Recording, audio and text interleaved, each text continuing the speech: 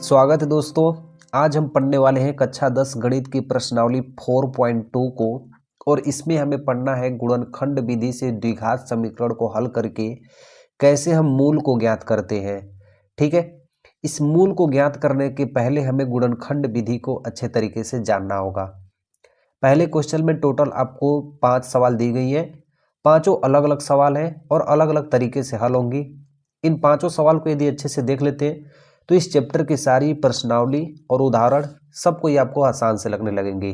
ठीक है, आपने यदि पहले की वीडियो इसको नहीं देखी है 4.1 की, तो डिस्क्रिप्शन में उसका लिंक है और जाइए वहां से पूरी वीडियो को देख लीजिए। ठीक है, हम स्टार्ट कर रहे हैं। पहले का पहला question, x² minus 3x minus 10 बराबर 0। इस क्वेश्चन को लगाना स्टार्ट करते हैं और इसी क्वेश्चन से हम समझेंगे कि कैसे गुणनखंड विधि को लगाया जाता है। ठीक है, देखिए हमारा पहला सवाल दिया है x² minus 3x minus 10 equal to 0। ठीक है, देखिए सबसे पहले हम क्या करते हैं कि इस 10 का गुणा यहाँ x के आगे जो संख्या गुणा होती है उसके संग करते हैं। यदि कुछ नहीं है तो हम कितने का मानते हैं, 1। इस 10 का गुणा 1 में करेंगे तो कितना मान प्राप्त होगा, 10।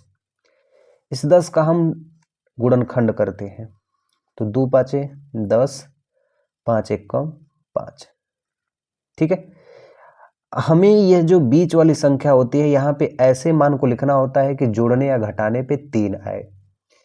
ये जो मान आता है यहीं से हम प्राप्त करते हैं। यदि 5 में से 2 घटा देंगे तो 3 प्राप्त हो जाएगा कि नहीं, तो मैं कहूँगा हाँ। इसलिए हम लिख सकते हैं इसको x² माइनस इस 3x को लिख सकते हैं 5x माइनस 2x।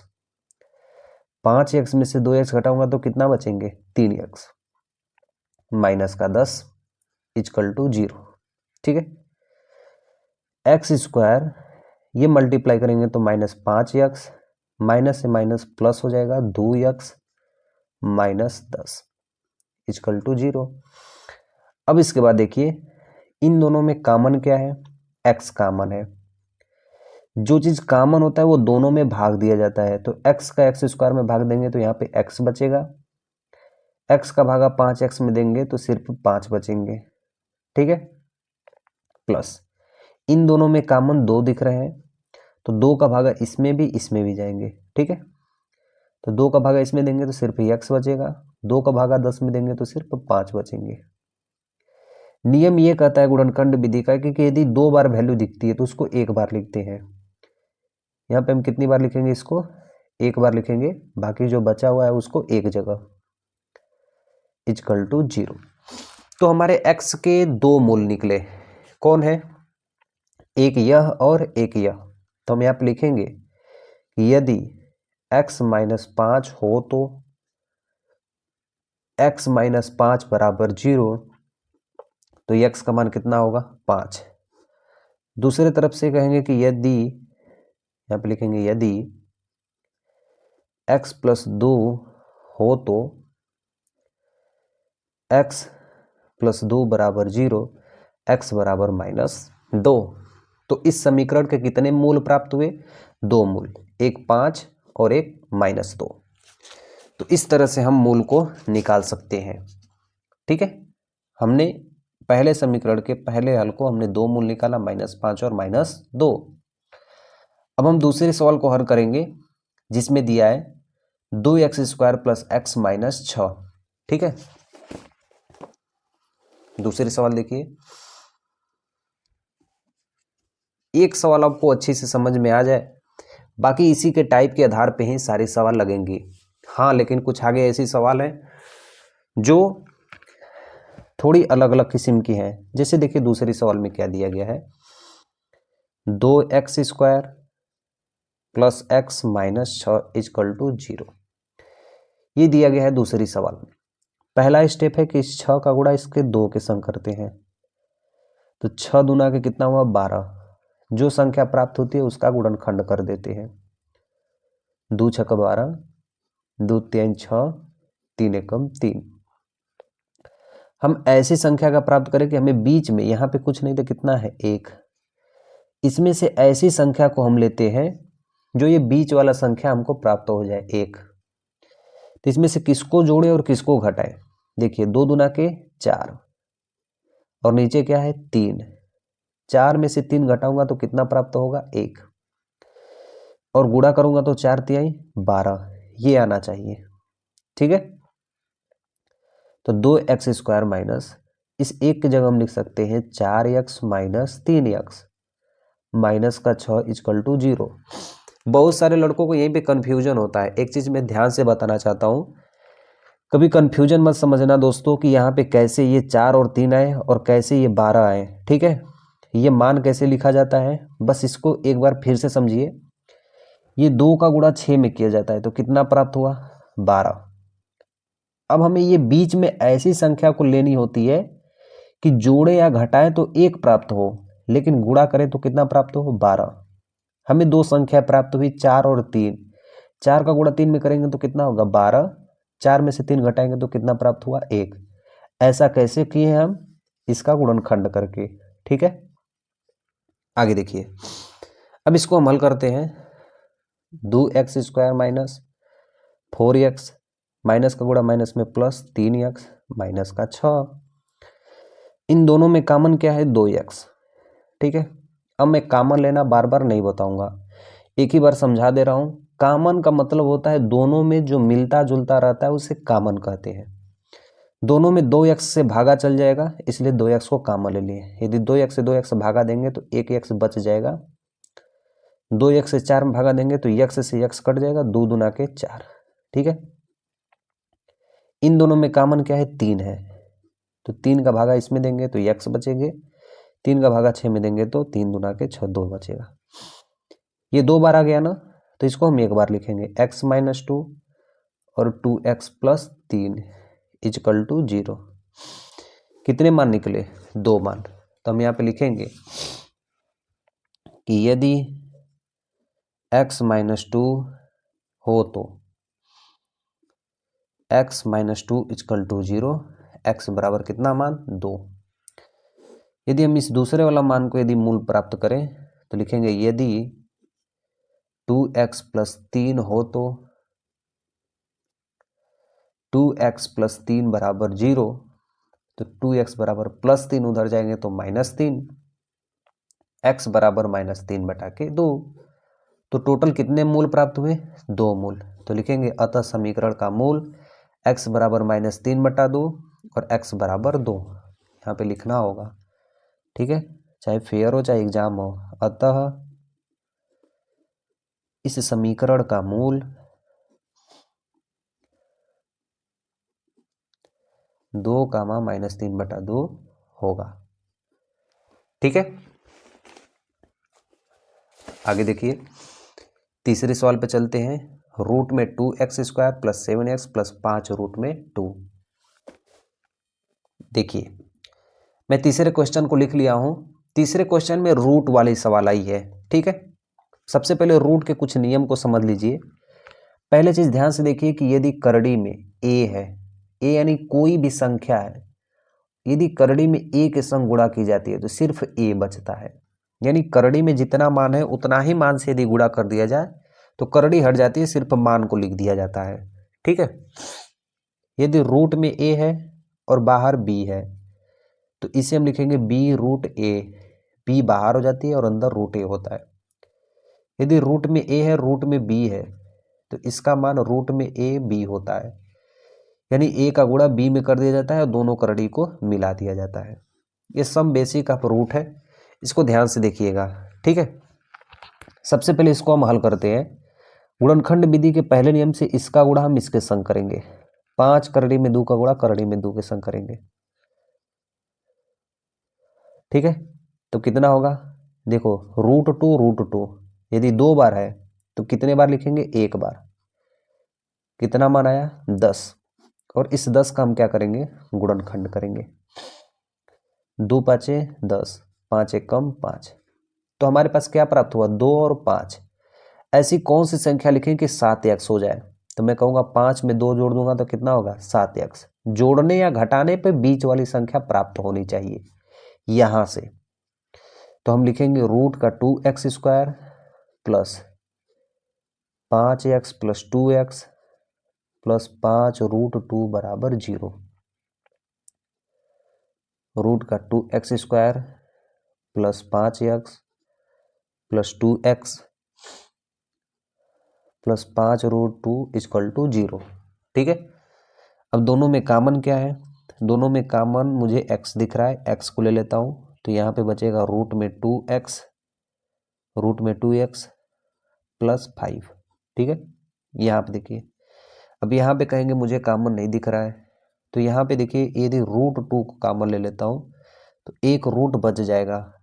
ठीक है, ये x प्लस यहाँ पे √2 कॉमन ले लिया गया है यहाँ से, तो सिर्फ क्या बचेंगे 5। अब देखिए यहाँ पे कैसे ये बचा है, इसको देखिएगा, ये जो 2 है ना, यहाँ पे देखिए 2 है, इसको हम लिख सकते हैं √2 इंटू √2। एक रूट को मैं बाहर ले लिया हूँ तो एक रूट अंदर बच गया है, इस x को लिख दिया हूँ, ये प्लस ये 5 और एक √2 कॉमन ले लिए। दोनों एक समान दिख रहे हैं इसलिए इसको एक बार लिख दूंगा और जो बचे हुए हैं उसको एक बार लिख दूंगा, x प्लस √2 इक्वल टू 0। ठीक है, अब हमारे पास कितने मूल प्राप्त हुए? 2। तो हम यहाँ पे लिखेंगे कि यदि √2x प्लस 5 हो तो √2x प्लस 5 इक्वल टू 0, तो √2x बराबर माइनस का 5, तो x बराबर -5 बटा के करड़ी में 2, इस वाले के लिए। अब हम दूसरे वाले के लिए हल करेंगे तो यहाँ पे लिखेंगे यदि x प्लस √2 बराबर 0 हो तो क्या लिखेंगे, x प्लस √2 बराबर 0, तो x बराबर माइनस का √2। तो अतः इस समीकरण के कितने मूल प्राप्त हुए? 2 मूल। एक मूल -5 बटा करड़ी में 2 और दूसरा है माइनस करड़ी में 2। ठीक है, तो अब ये सवाल आपको एकदम आसान लग रही होगी। इसी तरह हम सवाल को आगे लगाते स्टेप बाय स्टेप लगाएंगे ताकि एग्जाम के साथ साथ आप पहले ही फेयर पूरा कर लीजिए। एग्जाम के समय आपको सिर्फ दोहराना रहेगा, रिवीजन करना होगा, क्योंकि एग्जाम में जो क्वेश्चन बनते हैं वो एनसीईआरटी बुक से ही बनते हैं। ठीक है, तो सारी सवाल को एकदम अच्छे तरीके से लगाइएगा, चाहे उदाहरण हो चाहे प्रश्नावली हो, कुछ भी छोड़ना नहीं है। ठीक है, मैं प्रश्नावली पूरी डिटेल से बता दे रहा हूँ, उदाहरण भी लग जाएंगे। पहली दूसरी तीसरी तक हम लोग लगा लिए सवाल। चौथी सवाल देखिए, 2x² माइनस x प्लस 1/8। ठीक है, ये वाली सवाल, चौथी सवाल हमारा दिया है 2x² माइनस x प्लस 1/8 बराबर 0। ठीक है, ध्यान से देखिए, इसको हल करने के लिए सबसे पहले इसे समीकरण के रूप में लिख लेते हैं। यदि बटा में कोई चीज़ होती है, इसका गुणा करना होता है, तो इसमें भी होता है इसका गुणा, इसमें भी होता है। तो 8 दूना के 16x² माइनस 8 का गुणा x में करेंगे तो 8x, ये प्लस का एक पहले से ही है, बटा के 8 इक्वल टू 0। समीकरण हमें प्राप्त हो गया, क्योंकि 8 भागा में है, इधर जाएगा गुणा में, तो 8 का गुणा 0 में होगा तो 0 ही होगा, इसलिए 16x² माइनस 8x प्लस 1 बराबर 0। ये 8 कहाँ गया है, इसका गुणा 0 में हो गया तो 0 बन गया है ये। ठीक है, अब इसे हम हल करते हैं। ठीक है, समीकरण का गुणा करने के लिए 1 का गुणा 16 में करेंगे तो कितना प्राप्त हुआ हमें, 16 का गुणनखंड कर देंगे, 2 8 16, 2 चौके 8, 2 दूना के 4, 2 एकम 2। अब इनसे हमें ऐसी संख्या को प्राप्त करनी है कि जोड़ें तो कितना प्राप्त हो, 8, या घटाएं तो कितना प्राप्त हो, 8। 2 दूना के 4, 2 दूना के 4, यदि 4 में 4 जोड़ दूंगा तो कितना प्राप्त होगा, 8 मिल जाएगा ना, और 4 में 4 का गुणा करूंगा तो हमें कितना मिल जाएगा, 16, यानी ये सही रहेगा। तो हम यहाँ पे लिख देंगे 16x² माइनस 8x की जगह हम क्या लिख सकते हैं, 4x प्लस 4x, 8x बन जाएगा। हल करते हैं इसको, 16x² माइनस 4x, माइनस का गुणा प्लस में होगा तो माइनस का 4x प्लस 1 इक्वल टू 0। ठीक है, अब दोनों में कॉमन क्या है, अब मैं नहीं बताऊंगा, डायरेक्ट हल करूंगा। तो दोनों में मुझे कॉमन दिख रहा है 4x, कॉमन ले लिया, जिसका कॉमन लेते हैं उसका भाग देते हैं। तो 4 चौके 16, एक x कट गया तो एक x बचेगा यहाँ पे। ये 4x से 4x पूरा कट गया, सिर्फ एक बचेगा। ठीक है, इन दोनों में कॉमन हमें कुछ भी नहीं मिल रहा है। जब कुछ नहीं मिलता है तो एक कॉमन लेते हैं। ये माइनस है, एक कॉमन ले लिए, तो यहाँ पे क्या बचेगा 4x, माइनस से कॉमन लेंगे तो प्लस क्या बन जाएगा माइनस में, इक्वल टू 0। दो बार एक ही चीज़ दिख रही है, इसलिए इसे हम एक बार लिख देंगे, और इसे भी हम कितना बार लिख देंगे, एक बार लिख देंगे। ठीक है, अब दोनों का मान एक ही है, इसलिए हमारा मूल भी कितना आएगा, एक ही आएगा। तो हम इसलिए एक ही मान को हल करते हैं। यदि 4x माइनस 1 बराबर 0 हो तो 4x बराबर माइनस 1 इधर जाएगा तो प्लस का 1। ठीक है, और x बराबर 1/4। तो ये x का मान आया। तो अतः इस समीकरण का मूल कितना होगा, 1/4 हो गया। अब हम चलते हैं अपने 5वें सवाल पे। पहले का 5वां दिया है 100x² माइनस 20x प्लस 1 बराबर 0। आइए देखिए इसको। अब हमारा ये सवाल है 5वां का, इसको हल करेंगे। पहला नियम क्या करेंगे कि 1 का गुणा 100 में करेंगे, तो 100 1 कम 100। अब हमें जो 100 प्राप्त हुआ है इसका हम क्या करेंगे, गुणनखंड। तो 2 से 50 बार में, 2 से 25 बार में, 5 से 25 और 5 1 कम 5। ठीक है, अब मैं गुणनखंड नहीं करूंगा, मैं आपको डायरेक्ट बताने की कोशिश करूंगा, आप इसको समझिएगा। ठीक है, थोड़ा सा और दिमाग अपना हार्ड करेंगे दोस्त, तो अच्छी चीज़ें अच्छे समय में लग जाएंगी। ठीक है, अब देखिए मैं इसको अपने दिमाग से हल करना चाहूँगा।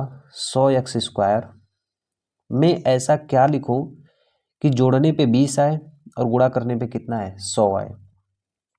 मैं यहाँ पे लिख सकता हूँ कि 10x plus 10x, 10x 10x, 10 में 10 जोड़ूंगा तो 20 होगा, 10 में 10 का गुणा करूंगा तो कितना होगा, 100 होगा। यानी ये चीज़ सही है। प्लस का 1 इक्वल टू 0। अब इसे हल करें, यहाँ से भी हम निकाल सकते थे 5 दूना के 10 और 5 दूना के 10। ठीक है, थोड़े से अपने माइंड को बस बढ़ाइए और ये वाला स्टेप सबसे आसान बनाइए। ठीक है, स्टेप आसान बनाने के लिए आपको प्रैक्टिस करनी होगी, तब इसके बाद ये वाली स्टेप आपको आसान लगने लगेंगी।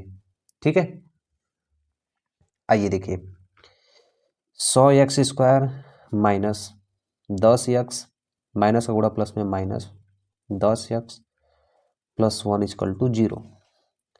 दोनों में कॉमन हमें 10x मिल रहा है, कॉमन ले लिए, तो 10x का दोनों में भाग देंगे।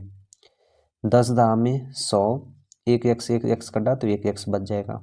ये 10x से 10x पूरा कटेगा, इसलिए माइनस का 1। कुछ नहीं तो माइनस 1 कॉमन ले लेंगे, बचेगा 10x, माइनस का कॉमन प्लस से लेंगे तो माइनस, और यहाँ पे 1। दोनों समान है, हम इसको एक बार लिखेंगे, बाकी जो बचा है उसे एक ब्रैकेट में लिख देंगे, इक्वल टू 0। हमें ऐसा लग रहा है कि दोनों का मान क्या है, समान है, इसलिए हम एक ही बार निकालेंगे। यदि 10x माइनस 1 बराबर 0 हो तो 10x बराबर ये 1 हो जाएगा, माइनस 1 इधर आएगा तो प्लस 1, तो x बराबर 1/10। हम लिख सकते हैं तो उस समीकरण का मूल 1/10 होगा। ठीक है, ये जो है हमारा राइट आंसर है 5वें का। ठीक, अब हम चलते हैं अपने आगे के सवाल में, और इसमें दिया है कि उदाहरण 1 में दी गई समस्याओं को हल कीजिए। अब हमें कहाँ जाना है, उदाहरण 1 में जाना है, और उसमें जो समस्या है उसको हल करना है। देखिए यहाँ पे देखिए हमें दिया है कि निम्न स्थितियों को गणितीय रूप में व्यक्त कीजिए। गणितीय रूप यानी हमें समीकरण के रूप में क्या करना है, व्यक्त करना है। ठीक है, आइए देखिए इसको कैसे समीकरण के रूप में व्यक्त करते हैं। उदाहरण 1 का पहला सवाल दिया है कि जान और जावंती दोनों के पास कुल मिलाकर 45 कंचे हैं। ठीक है, एक जान है और जीवंती है, दोनों के पास 45 कंचे हैं, यानी जो गोली गांव में खेली जाती है। दोनों 5-5 कंचे खो देते हैं। ठीक है, दोनों अपना 5-5 कंचे खो देते हैं। अब उनके पास जितने भी कंचे बचे हैं उनका गुणनफल कितना हो जाता है? 124। हम जानना चाहते हैं कि आरंभ में उनके पास कितने कंचे थे, यानी जान और जीवंती के पास स्टार्टिंग में कुल कितने कंचे थे। आइए लगाते हैं। इसका आंसर भी आपको हल करके पीछे दिया हुआ है, सिर्फ आपको अपने तरीके से लगानी है इसको। ठीक है, देखिए हम इसको लगाना स्टार्ट करते हैं। दूसरा का पहला उदाहरण। ठीक है, हम यहाँ पे मानेंगे कि माना जान के कंचों की संख्या थी, वो क्या थी? x थी। दोनों के पास कितनी थी? 45। ये जान है और ये जीवंती है, दोनों के पास कितने थे? 45। यदि जान का मैं x मान लेता हूं, ठीक है, मैं एग्जांपल दे रहा हूं कि यदि मान लो जान के पास 10 कंचे हैं और इसके पास 35 कंचे हैं। ठीक है, मैं इसके पास x कंचे हैं मान लेता हूं, मुझे इसका मालूम नहीं है जीवंती के। तो मैं क्या करूंगा इसको प्राप्त करने के लिए? 45 में से 10 को घटा दूंगा तो जीवंती के प्राप्त हो जाएंगे, इसलिए सेम चीज वही करूंगा।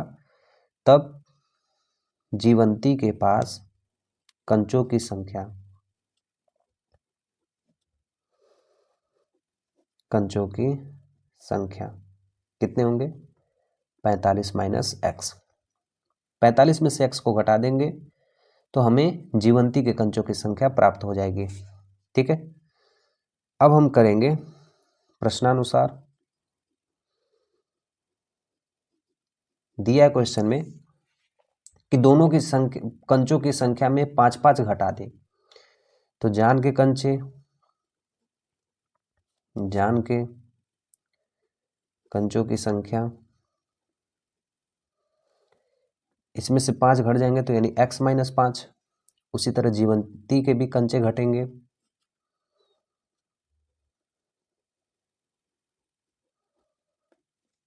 पैंतालीस माइनस एक्स में से 5 घटा देते हैं। 45 में से 5 घटेगा तो 40। ठीक है, ये है जीवंती के कंचों की संख्या।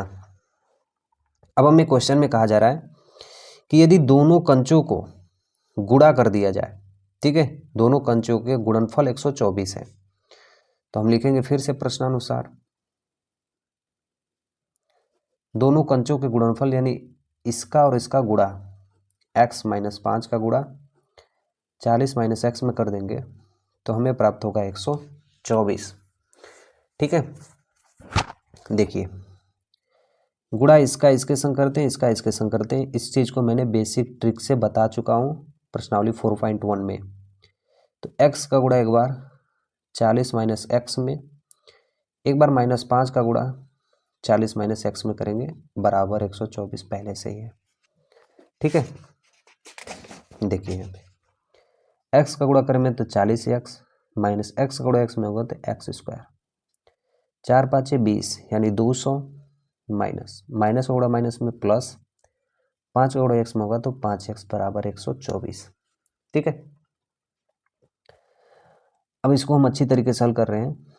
40 और 5 45x, ठीक है, 45x minus x square minus 200 बराबर 124।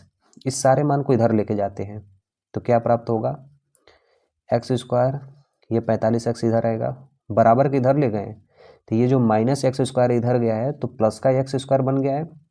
45x इधर जाएंगे तो माइनस का 45x, अब ये माइनस 2 इधर जाएगा तो प्लस का 200, अब प्लस 124 पहले से ही है। ठीक है, आगे देखिए, तो x square minus 45x plus ये जोड़ देंगे तो 2 1 324। बस अब हमें इतना ही तक हल करना है, क्योंकि जो क्वेश्चन है ना इसमें दिया है कि सिर्फ हमें गणितीय रूप में व्यक्त करना है। ठीक है, हमें यहीं तक लिखना है। कुछ ऐसे टीचर है ना यूट्यूब पे चाहे इस तरह पढ़ाते हैं, एकदम मंठा मार दिए हैं, अरे यार तुमको जितना दिया जा रहा है सिर्फ उतना ही हल करो यार। क्वेश्चन जितना हमसे कहता है सिर्फ उतना ही हल किया जाता है। यदि क्वेश्चन ज़्यादा करेंगे उसकी कोई मांग नहीं है, उसकी कोई वैल्यू नहीं है, हमें उतने पूरे नंबर नहीं मिलेंगे जो नंबर हम चाहते हैं। हमें जितना कहा जाता है क्वेश्चन और आंसर में उतना ही करना चाहिए। अब जैसे देखिए यहाँ पे आगे देखिए, अब इसमें दिया है क्वेश्चन नंबर जो 3 है, ऐसी दो संख्याएं ज्ञात कीजिए जिनका योग 27 और गुणनफल 182 है। तो इसमें ना ही हमें समीकरण ज्ञात करना है ना ही गुणनखंड विधि, हमें इस क्वेश्चन को पूरा लगाना है। तो यदि पूरा लगाना है तो हम पूरा हल करेंगे, और यदि हमें सिर्फ जितना कहा गया हम सिर्फ उतना ही हल करेंगे। और इसके इन्होंने भी हल किया है, तो देखो सिर्फ हम इन्होंने यहीं तक हल किया है, एक्स स्क्वायर माइनस 45 और 2324 यहीं तक। तो आपको इसको ज़्यादा हल करने की ज़रूरत नहीं है, क्वेश्चन जितना कहा जाता है दोस्त उतना ही करना चाहिए, ठीक है। इसलिए क्वेश्चन को ध्यान से पढ़ा जाता है। अब हम अगले क्वेश्चन की ओर चलेंगे, क्योंकि उदाहरण 1 में 2 सवाल दिए, एक पहला और दूसरा। दूसरा वाला बहुत ही अच्छा है और बहुत आसान है, बस घुमाया हुआ सवाल है, इसको समझने की कोशिश कीजिएगा। एक कुटीर उद्योग यानी एक कंपनी में एक दिन में कुछ खिलौने निर्मित होते हैं, हमें पता नहीं इसलिए इसको यक्स मान लेंगे, ठीक है। प्रत्येक खिलौनों का मूल्य 55 में से एक दिन में निर्माण किए गए खिलौनों की संख्या से घटाने से प्राप्त होता है। यदि एक खिलौने का मूल्य 55 में से घटा देते हैं तो हमें प्राप्त हो जाता है। फिर आगे कहा जा रहा है, प्राप्त संख्या बराबर हो जाती है जब एक दिन में कुल निर्माण की लागत कितनी होती है, 750। तो दिन भर में निर्माण किए गए खिलौनों की संख्या ज्ञात करनी है। बहुत आसान सा सवाल है, दोनों का गुणा कर देंगे तो हमारे पास संख्या प्राप्त हो जाएंगी। जैसे देखिए हम क्या करेंगे, यहाँ पे मानेंगे, तो हम यहाँ पे लिखेंगे इसके हल को कि माना उद्योग में एक दिन में निर्मित खिलौनों की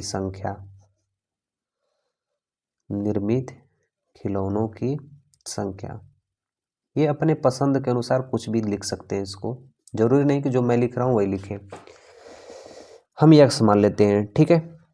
तो हम एक खिलौने का दाम, क्योंकि 55 से ही दोनों मिला के ही उसके 750 के बराबर होंगे, तो हम यहाँ पे लिख सकते हैं एक खिलौने का जो मूल्य होगा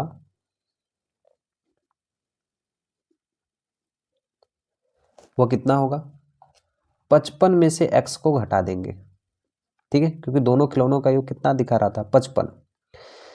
अब कुल खिलौने का गुणा भी दिया है, कुल खिलौने का गुणनफल भी दिया है,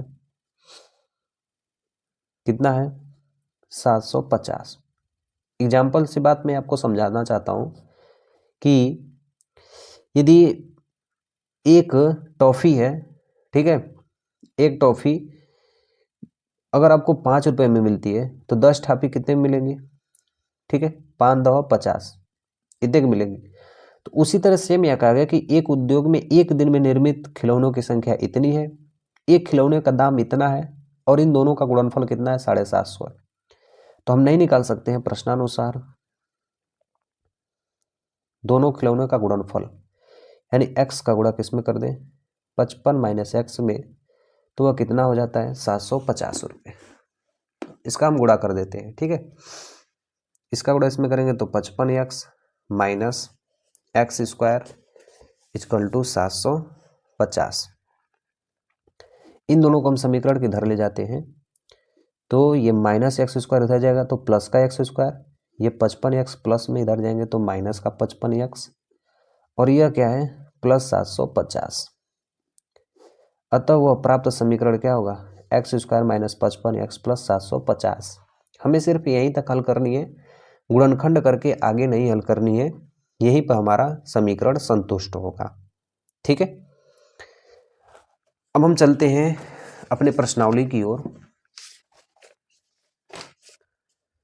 प्रश्नावली 4.2 में हमने दूसरी सवाल को भी, दोनों उदाहरण को हमने सॉल्व कर लिया। अब हम तीसरे सवाल को पढ़ेंगे और इस सवाल को हमें पूरी हल करनी है। दिया है कि ऐसी दो संख्याएं ज्ञात कीजिए जिनका योग 27 हो और गुणनफल कितनी हो 182 हो। यानी दो संख्या है और उनका योग 27 और उनका गुणनफल कितना हो 182 हो।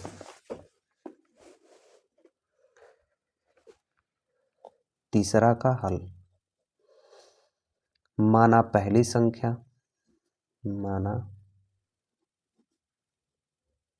संख्या हम x मान लेते हैं, तो दूसरी संख्या क्या होगी 27 माइनस x। कैसे मैंने इसको माना है, हमें दे दिया कि दो संख्याओं का योग 27 है। ध्यान से देखिए, यदि x और y है, दोनों संख्याओं का योग कितना है 27 है। यदि एक संख्या को हमें प्राप्त हो गया कि x मान लिया कि 10 है, हमें प्राप्त चल गया कि x का मान कितना है 10, तो y का मान ज्ञात करने के लिए क्या करेंगे, इस x को घटा देंगे, 27 में से 10 को क्या करेंगे घटा देंगे। सेम वही प्रोसेस किया हूँ। यदि पहली संख्या प्राप्त हो गई है तो दूसरी संख्या 27 में से इसको क्या करेंगे घटा देंगे। अब आगे हमें कहा गया कि इनका गुणनफल कितना है 182 है। इनका गुणनफल, दोनों का पहली और दूसरी संख्या का गुणनफल कितना है 182 है। तो यहाँ पे हम लिखेंगे प्रश्नानुसार या शर्तानुसार x का गुणा 27 माइनस एक्स में करेंगे तो कितना आएगा 182। x का गुणा करेंगे तो 27x, x का गुणा x में करेंगे तो x स्क्वायर बराबर 182। इन दोनों वैल्यू को इधर लेके जाते हैं बराबर के, तो माइनस एक्स स्क्वायर बराबर के इधर जाएंगे तो प्लस का एक्स स्क्वायर, ये 27x प्लस में बराबर के उस तरफ जाएगा तो माइनस 27x, और ये पहले से ही है 182 इक्वल टू 0। ठीक है, आगे देखिए। अब हम क्या करेंगे, गुणनखंड विधि से इसको हल करेंगे। तो 182 का गुणा हम 1 में करेंगे, इसका गुणा हम किस में करेंगे 1 में। अब 182 का हम क्या कर देते हैं, लसा ले लेते हैं, 2 से काटते हैं, 2 9 18, 2 एकम 2, फिर 7 से काटेंगे तो 13 7 91, फिर 13 एकम 13। ठीक है, ये तीन वैल्यू आई। इस तीनों वैल्यू से हमें 27 ज्ञात करनी है कि जोड़े या घटाएं तो बीच वाली संख्या प्राप्त हो, और गुणा करें तो कितना है 182। तो 7 दूना के 14 है, और ये कितना है 13। 14 में 13 जोड़ेंगे तो 27 हो जाएगा। 14 में 13 का गुणा करेंगे तो 182, यानी ये संख्या सही पड़ेगी बीच में रखने के लिए। तो एक्स स्क्वायर माइनस 27 की जगह हम रखेंगे 14x plus 13x plus 182 equal to 0। X square minus 14x, minus का गुणा प्लस में होगा तो minus 13x plus 182 equal to 0। अब दोनों में कॉमन क्या है, हम वो ले लेते हैं। मैं तो x कॉमन लूँगा दोनों में, यहाँ पे x बचेगा और इसमें से x निकल जाएगा तो 14। इन दोनों में कॉमन क्या है, माइनस 13 कॉमन ले लेंगे। सेम यही चीज़ भी लिख देंगे तो भी सही होगा, क्योंकि हमने इसका भागा यहाँ पे दे चुका। 13 कॉमन लेंगे तो यहाँ पे x बचेगा, 13 का भागा 182 में देंगे तो 14 बचेंगे। यह 2 बार लिखा गया इसलिए इसको एक बार लिख देंगे, और एक जगह क्या लिखेंगे x माइनस 13 इक्वल टू 0। अब देखिए, कंफ्यूजन यहीं पे स्टार्टिंग होती है कि कौन सा वाला ले, कौन सा मेरा सही होगा। घबराने की कोई बात नहीं है, डायरेक्ट हम लिखेंगे कि यदि x माइनस 14 हो तो x माइनस 14 बराबर 0 हो तो x का मान कितना आएगा 14। x का मान कितना आएगा 14। ये प्रथम पहले वाले से हल हुआ है, तो जब 14 आएगा तो पहली संख्या का मान 14 हुआ है, तो 27 में से 14 घटाएंगे तो दूसरी संख्या प्राप्त हो जाएगी। ठीक है, जब पहली संख्या 14 है तो दूसरी संख्या क्या होगी 27 में से 14 घटा देंगे यानी 13। ये कौन सी है, पहली। अब हम दूसरा कंडीशन हल करते हैं। यदि x माइनस 13 बराबर 0 हो तो x का मान कितना आएगा 13। ठीक है, इस कंडीशन में x कौन सी है, पहली संख्या।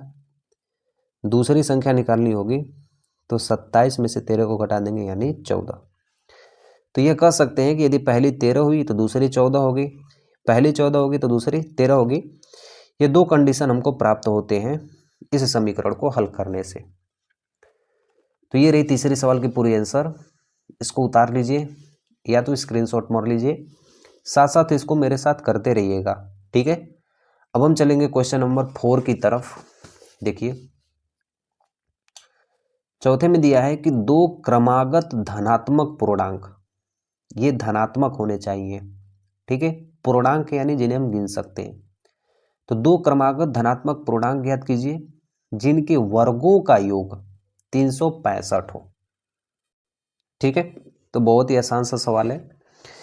हमें दिया गया है, हम मान लेते हैं कि माना पहली क्रमागत संख्या, माना पहली क्रमागत संख्या, क्रमागत यानी लगातार जो आने वाली संख्या है x। तो दूसरी क्रमागत संख्या क्या होगी, दूसरी क्रमागत संख्या x + 1। अब हमें प्रश्नानुसार कहा गया है कि यदि इनके वर्गों का योग कर दिया जाए तो 365 हो जाएगा। प्रश्नानुसार हम लिख सकते हैं कि इनके वर्गों का योग यानी x² के, ठीक है, प्लस इसका भी स्क्वायर, इनके वर्गों का योग कर दिया जाए तो 365 हो जाता है। इसी के अकॉर्डिंग हम सवाल को लगाएंगे। आइए देखिए,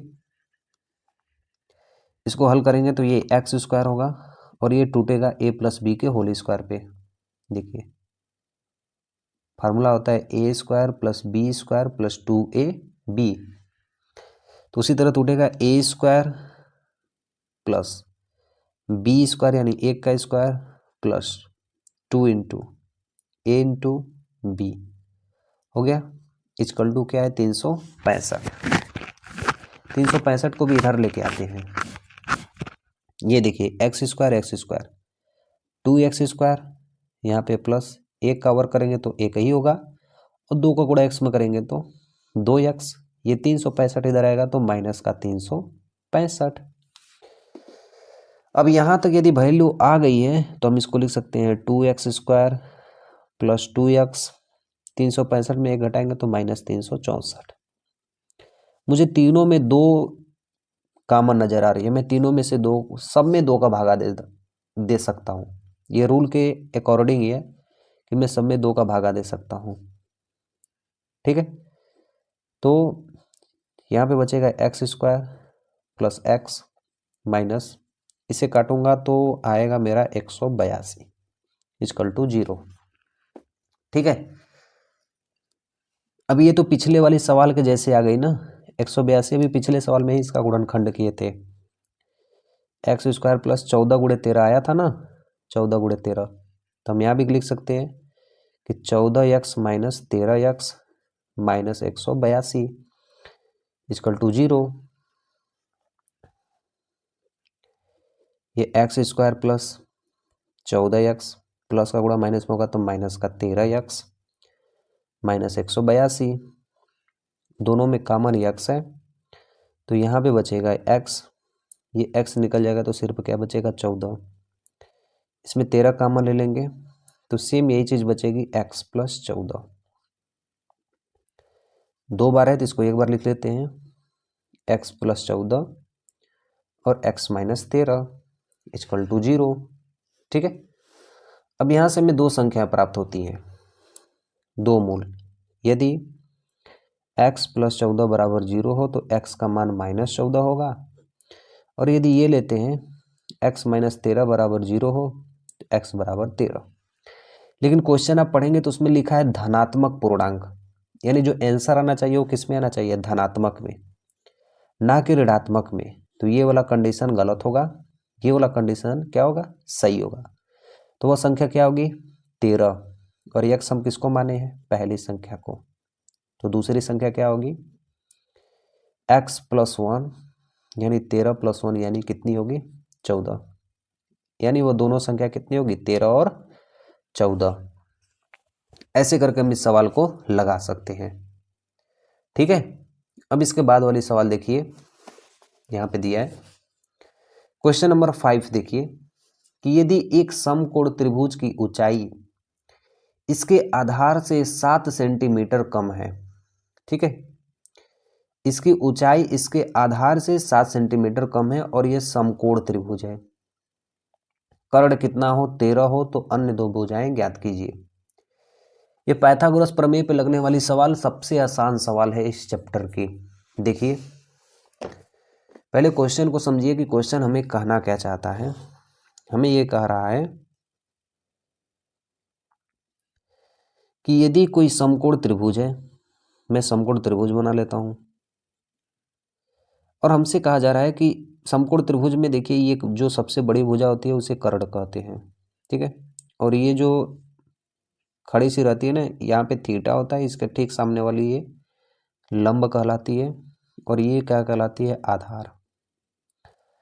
तो हमें ये कहा जा रहा है कि इसकी जो लंबाई है यानी जो इसकी ऊंचाई है इसके आधार से 7 कम है, तो हम आधार को x मान लेते हैं, तो लंबाई क्या होगी x माइनस 7।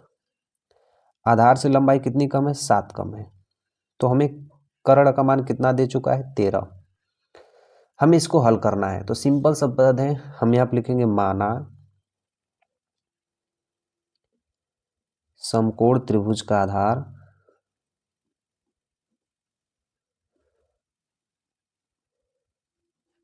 x है, ठीक है, तो उसकी ऊंचाई x माइनस 7, ठीक है। अब एक पाइथागोरस प्रमेय होता है, पाइथागोरस प्रमेय, क्लास 10th आगे पढ़ेंगे ना तो हमें पाइथागोरस प्रमेय पढ़ना पड़ेगा चैप्टर नंबर 6 में, कि कर्ण पर बना वर्ग शेष दोनों भुजाओं के वर्गों के योग के बराबर होता है।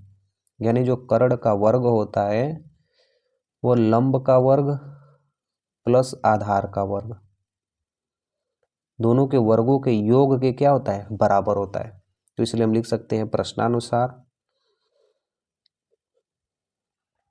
कर्ण पर वर्ग यानी 13 का वर्ग जो होगा वो आधार के वर्ग और लंब के वर्ग यानी x माइनस 7 के वर्ग के योग के बराबर होंगे। तो 13 का वर्ग कितना होता है, 169, ठीक है। x का वर्ग कितना होगा, एक्स स्क्वायर प्लस इसका वर्ग कर देते हैं a माइनस बी का होल स्क्वायर, फार्मूला याद है ना, A square plus B square minus 2ab, A square plus B square minus 2 into A की जगह x इंटू बी की जगह 7, ठीक है। तो 169 बराबर एक्स स्क्वायर 2x² हो जाएगा प्लस 7 49, 7 दूना के 14 यानी 14x। अब मेरे पास पेज खत्म हो गए, तो इस चीज़ को एक बार देख लीजिए, मैं पीछे इसको लिख देता हूँ, ठीक है, 169 2x²।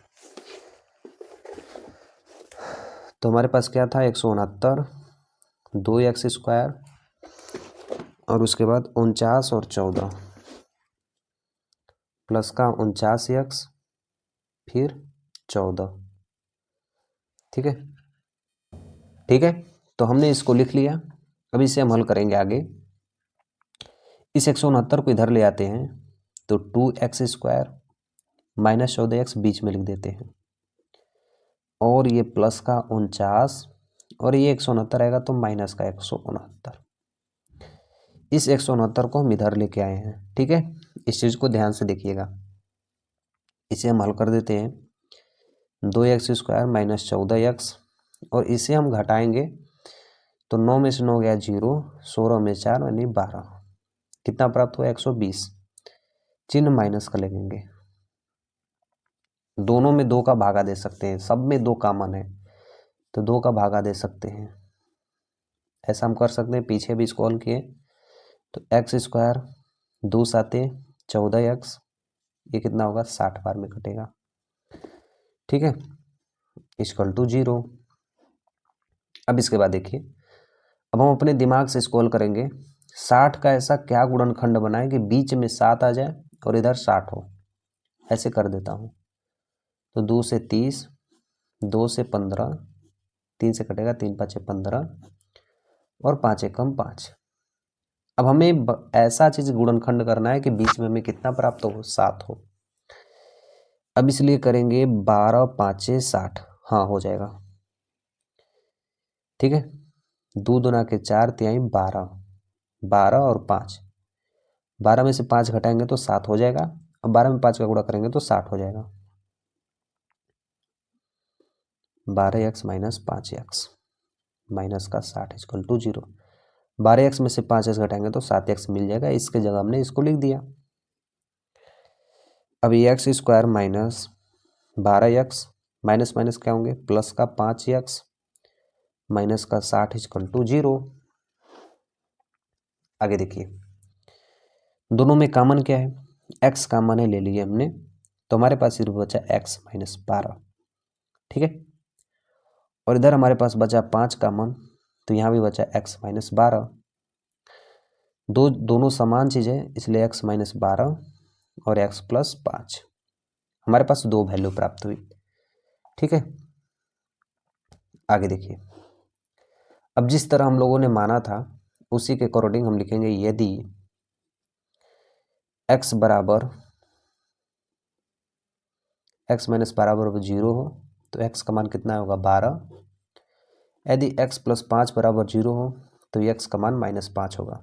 और लंबाई चौड़ाई कभी भी माइनस में नहीं होती है, इसलिए ये मान गलत होगा और 12 वाला मान क्या होगा, सही होगा। तो x का मान कितना आया है, 12।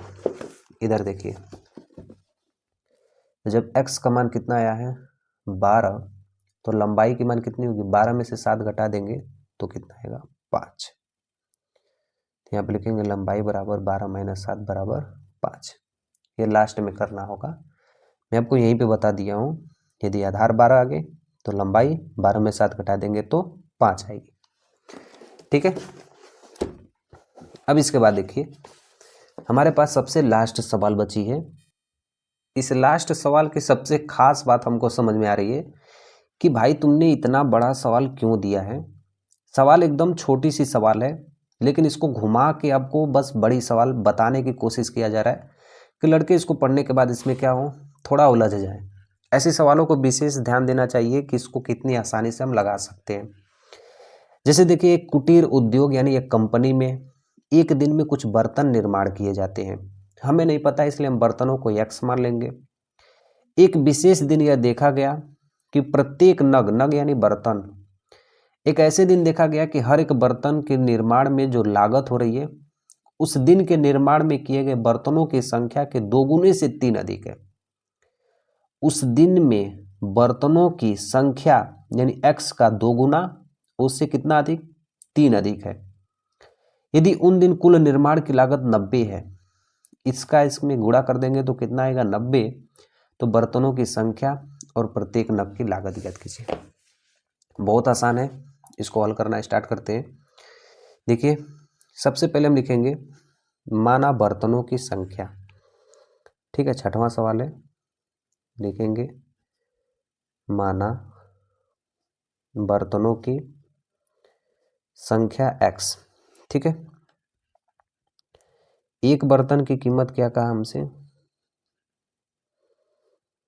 क्वेश्चन में देखिए कि एक बर्तन की कीमत हमें कहा है कि बर्तनों की संख्या के 2 गुने से 3 अधिक है। एक बर्तन की जो कीमत है वो बर्तनों की संख्या के 2 गुने से 3 अधिक है। और कुल बर्तन कितने हैं, दाम भी दिया है। कुल बर्तनों की लागत कितनी है, अभी इसको हम उदाहरण 2 में हल किए हैं, 90 रुपये। तो हम लिख सकते हैं प्रश्नानुसार, मेरी राइटिंग बिगड़ गई यार, कोई बात नहीं, आपको अच्छे से दिख रही है ना, आप समझ जाइएगा, मैं अच्छी राइटिंग अब लिखूंगा। प्रश्नानुसार इन दोनों संख्याओं का गुणा कर दिया जाए। यदि एक टाफी 5 रुपये की, ठीक है, तो 10 टाफी का दाम कितना होगा, सारा मान दिया हुआ इसलिए हम गुणा कर देंगे। x का गुणा 2x प्लस 3 में करेंगे तो कितना हमें प्राप्त होगा, 90। इसका गुणा इसमें भी कर देते हैं, तो 2x स्क्वायर प्लस 3x बराबर 90। 90 को इधर लेके आते हैं तो 2x square plus 3x minus 90 equal to 0। हम 90 का हम गुणनखंड कर देते हैं, ठीक है। 2 से 45, 3 से 15, 5 तिहाई 15 और 3 एकम 3। अब हमें ऐसी बीच वाली संख्या 3 लानी है, ठीक है। 3 दूना के 6 तिली 18, 3 दूना के 6 तिली 18, 5, 5 तिहाई 15, 3 दूना के 6, 3 6 6 5 30। ऐसी कौन सी संख्या हम लाएं? 2 से 45, 3 से 15, 15 तिहाई 45, फिर 5 तिहाई 15, 3 एकम 3, ठीक है। एक चीज मिस्टेक हुई है, यह जो गुणनखंड हुआ है ना, इसमें एक चीज ध्यान दीजिएगा, क्योंकि 90 का गुणा सबसे पहले 2 में करते हैं, ठीक है। इसके बाद हम गुणनखंड करते हैं, तो 90 का गुणा 2 में करेंगे तो कितना होगा? 180। 2 का गुणा 180 में करेंगे तब 90 होगा। अब हम इसको कर सकते हैं, ठीक है। 2 दूना के 4, 4 तिहाई 12, अब 5 तिहाई 15, 12 और 15 में करेंगे तो हमें 3 प्राप्त हो जाएंगे। प्लस 3 चाहिए, इसलिए 15 में से 12 को घटा देंगे तो 3 प्राप्त हो जाएगा। अब 15 में 12 का गुणा कर देंगे तो 90 भी है, अरे 180 प्राप्त हो जाएंगे, ठीक है। 2x² plus 15x minus 12x minus 90 equal to 0। यहाँ पे लिखेंगे 2x² plus 15x minus 12x minus का 90। अब यहाँ से हम करेंगे 2x को कॉमन लेंगे, सिर्फ x कॉमन लेंगे तो बचेगा 2x प्लस 15।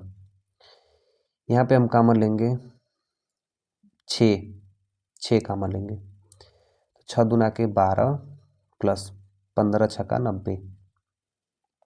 दोनों में एक कॉमन मिल रहा है, इसलिए कॉमन ले लेंगे 2x प्लस 15 को, और यहाँ पे बचेगा x माइनस 6, ठीक है। हमारे पास 2 कंडीशन आ रही है, एक यह कंडीशन और एक यह कंडीशन। दोनों कंडीशन को हल कर देते हैं। पहला यदि होगा 2x माइनस 15 बराबर 0, तो 2x बराबर 15 और x का मान कितना होगा? 15 बटा के 2। पहले में बर्तनों की संख्या इतनी होगी, और दूसरा मान यदि होगा x माइनस 6 बराबर 0, तो दूसरे में बर्तनों की संख्या कितनी होगी? 6। तो कोई भी संख्या होती है बटा में नहीं आती है। कोई भी बर्तन यदि लेते हैं तो किसी से कहेंगे कि मुझे 1/2 बर्तन दीजिए, 15/2 बर्तन दीजिए, गलत है। हमें कोई एक संख्या होती है कि 6 बर्तन दीजिए, 6 रुपये दीजिए, तो यानी ये चीज़ क्या होगी? सही होगी। x का मान कितना आया? 6। x का मान कितना आया? 6।